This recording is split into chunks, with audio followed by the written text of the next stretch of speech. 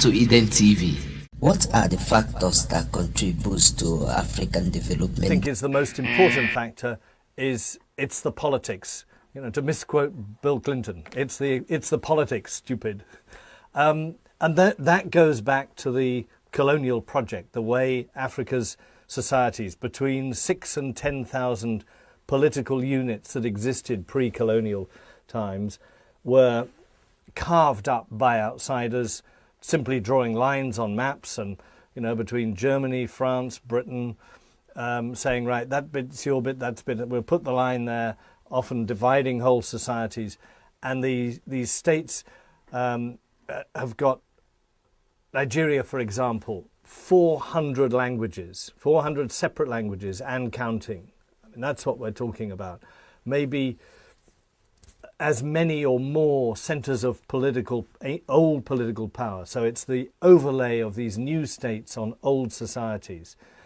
And states that had, those societies had no part in their creation at all. They were just created and then handed over to them suddenly in the 1950s and 60s. You're independent now, off you go. And to think you can create a nation state like that was always madness. So it is the evolution of those societies that I think it'll take a lot of time. It'll take generations for those nation states to create the sort of feeling of citizenship that Americans have or British people have. And so I just don't think, I think that's the core of the failure of development. Lots of countries going along nicely, suddenly huge political upheaval, maybe even civil war, all destroyed. Everybody flees, the money shifts out.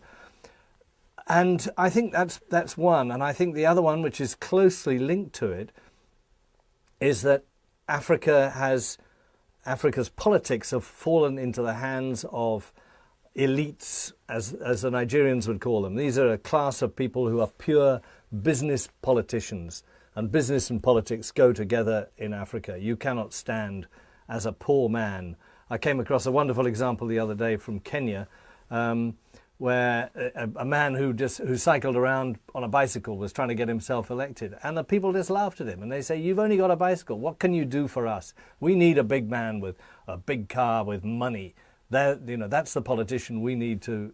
So there's this mentality, which I think has allowed a very small group of people to take over those countries politically, but also economically. And that's why you have something like, I think the World Bank says, between 60 and 70% of Africa's capital shifted out of the continent. It's in banks in Europe and Asia and maybe America as well.